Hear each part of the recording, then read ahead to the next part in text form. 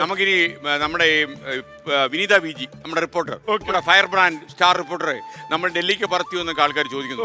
പറത്തിയത് വെറുതെ അല്ല, അവിടെ ലാൻഡ് ചെയ്ത് നമ്മുടെ ഇദ്ദേഹത്തിന്റെ താവളത്തിലാണ്. ഭർത്താവിന്റെ താവളത്തിലല്ല, വേറെ എവിടെ ഒരു കല്യാണം കഴിച്ചു. എന്റെ കുറെ കുരുത്തക്കേട് എല്ലാ രീതിയിലും ഉണ്ട് ജീവിതത്തിൽ. ഒരു കാര്യമുണ്ട്, ഇത്രയൊക്കെ പറഞ്ഞില്ലെങ്കിൽ ആൾക്കാർക്ക് ചിരിക്കാന്നെങ്കിലും.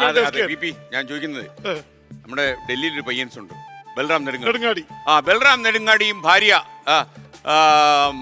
നീ കഴിഞ്ഞ ദിവസമായിരുന്നു കേട്ടോ അവരുടെ വെഡിങ് ആനിവേഴ്സറി. ഒരു വർഷം, ഒരു കൊല്ലമായോ? എങ്ങനെ ഒരു കൊല്ലമാക്കി? അത് നമുക്ക് അവരോട് തന്നെ കല്യാണത്തിൽ ലീവ് എടുത്തത് കഴിഞ്ഞ ദിവസമായിരുന്നു. റെഡി. ഓക്കെ, അപ്പൊ അവരോട് തന്നെ ചോദിക്കാം നമുക്ക്. ഓ, ഹാപ്പി ഓണം. ഡൽഹിയിൽ നിന്ന് റിപ്പോർട്ട് ചെയ്യൂ, വിനിത വി ജിയുമായിട്ടുള്ള ദാമ്പത്യം എങ്ങനെ തുടരുന്നു? എല്ലാവർക്കും ഓണാശംസകൾ. ഇപ്പോൾ എന്നെ സംബന്ധിച്ചിടത്തോളം കഴിഞ്ഞ 10-14 വർഷത്തെ ഓണം ഡൽഹിയിൽ തന്നെയായിരുന്നു. കഴിഞ്ഞ വർഷം മാത്രമാണ് കല്യാണത്തെ തുടർന്ന് നാട്ടിലെത്തി ഓണവും ആഘോഷിച്ച് കല്യാണവും കഴിച്ച് മടങ്ങിയെത്തിയത്. ഈ ഓണത്തിന് ഇപ്പോൾ വിനീതയുണ്ട്. നമ്മളെന്തായാലും ഓണം ഇപ്പോൾ ഡൽഹിയിലെ ഏറ്റവും കൂടുതൽ മലയാളികൾ ഓണത്തിന് ഒത്തുകൂടുന്ന ഉത്തര ഗുരുവായൂരപ്പൻ ക്ഷേത്രത്തിലാണ്. വിനീതയുമുണ്ട് ഒപ്പം.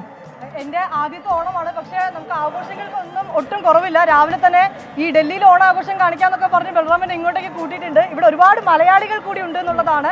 വലിയ വിപുലമായിട്ടുള്ള ആഘോഷങ്ങൾ തന്നെയാണ്. നമ്മുടെ നാട്ടിലില്ലെങ്കിലും ഡൽഹിയിൽ നമ്മൾ നന്നായിട്ടൊക്കെ ആഘോഷിക്കുക. തീർച്ചയായിട്ടും മാവേലി മന്നനെ വരവേൽക്കുന്ന ഈ തിരുവോണ പുലരിയിൽ മനുഷ്യരെല്ലാവരും ഒന്നുപോലെ എന്ന മഹത്വചനത്തെ മാറോടണച്ചുകൊണ്ട് മലയാളികൾ ഒരുമിച്ച് കേട്ടില്ല. ഇത്രയും മലയാളികളാണ്.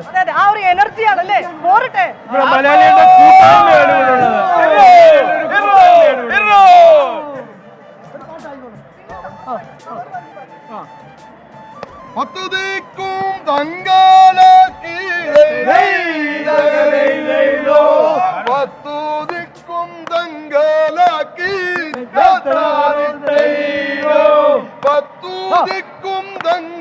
ാക്കി നിൽപ്പവനെ കൈതോഴുന്ന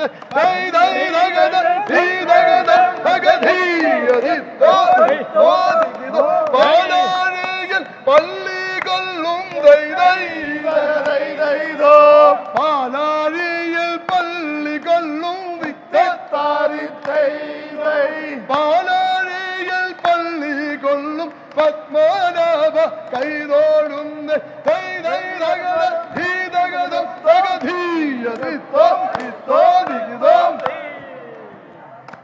എന്തായാലും ഡൽഹിയിൽ വളരെ എനർജിയിലാണ് ഓണം. എല്ലാവരും ഇവിടെ ഒത്തുകൂടിയിരിക്കുന്നു. മലയാളികൾ നിരവധി പേർ എത്തിച്ചേർന്നിട്ടുണ്ട് ഇവിടെ. ഒപ്പം വലിയ പൂക്കളം ഒരുക്കിയിരിക്കുന്നുണ്ട്.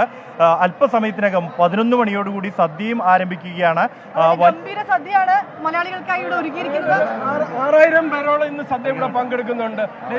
മാത്രമല്ല ഡൽഹിയിലുള്ള അവർക്കതൊരു ഓപ്പർച്യൂണിറ്റിയാണ്. നമ്മുടെ ഈ ആഹാരം ടേസ്റ്റ് ചെയ്യാനായിട്ടുള്ളത്. ഒത്തിരി പേര് ഇവിടെ വന്നിട്ട് അതെ ഓണസദ്യ. അത് ഇന്നത്തെ FM റേഡിയോയിലും പറഞ്ഞിട്ടുണ്ടായിരുന്നു.